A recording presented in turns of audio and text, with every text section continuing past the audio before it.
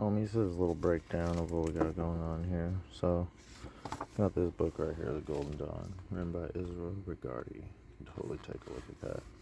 Basically, this is trying to help you navigate some secret society knowledge and the preliminary steps it's going to tell you to take are learning astrology, the 12 zodiac signs and all of their manifestations. What that means is, this is, Pisces, this date through this date. That's your sun sign, right? Pisces and sun. This is the stuff we all know. It's going to tell you all the basic stuff you read on the internet. Right here in these first few pages. People with Pisces and sun. Some pretty pictures. And it's going to tell you about the sun signs in life. And then, because we're in Pisces, I would just study Pisces. Blam. I would study you and a Pisces woman. You and Pisces man. How to attract Pisces. Pisces honors combinations. Pisces Aries, Taurus, blah blah blah. I have this for each sign, right? And then we're going to check out the decants of Pisces.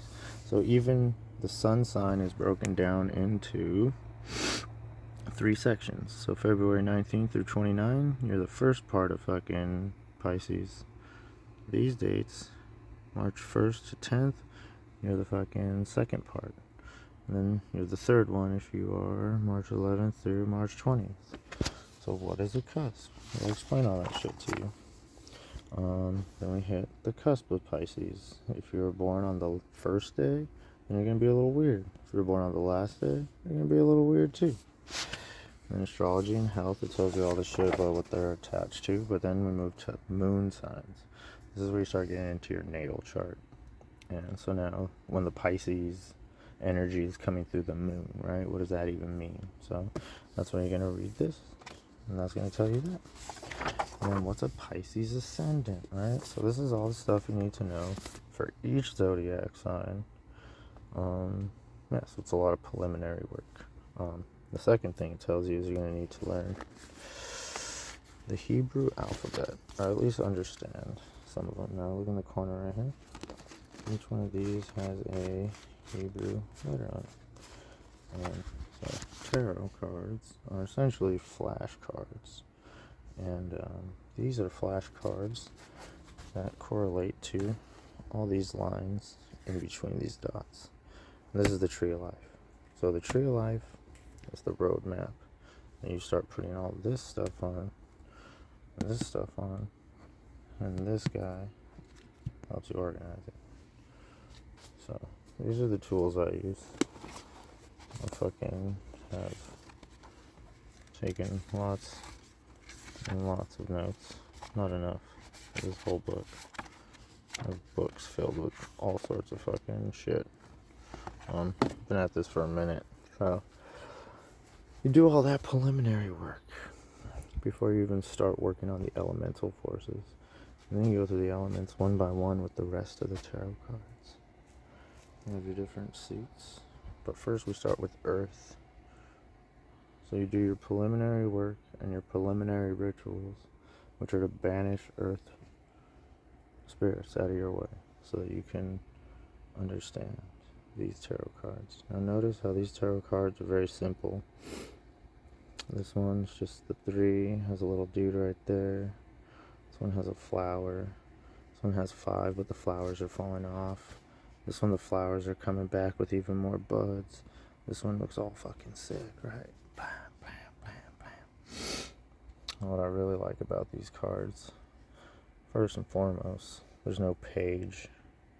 It's princess, queen, knight, king.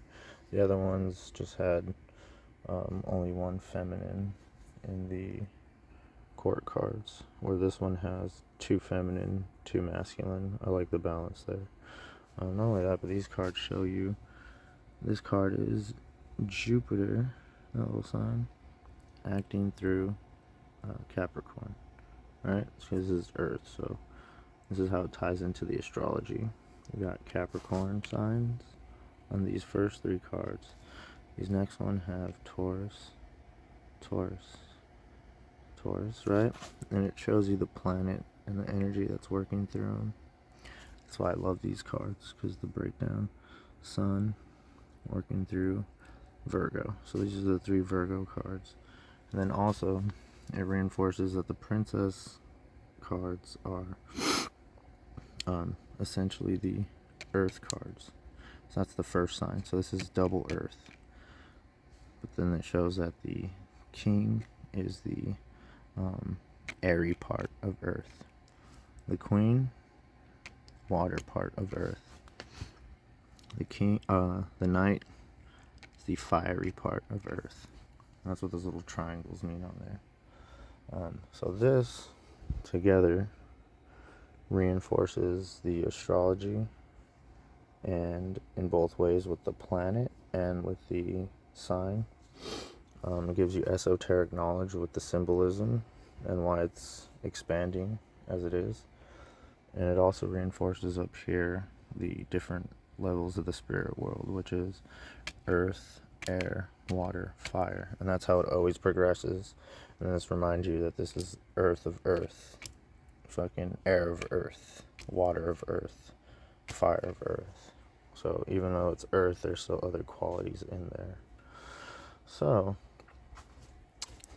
preliminary rituals, first actual fucking step into balancing out the elemental forces, and how I go about it, and the tools that I have and that I use, so that you guys can get a little taste that I'm not coming out of nowhere with all this shit, but have done a little research and have a roadmap, and again, crashing in on some shit.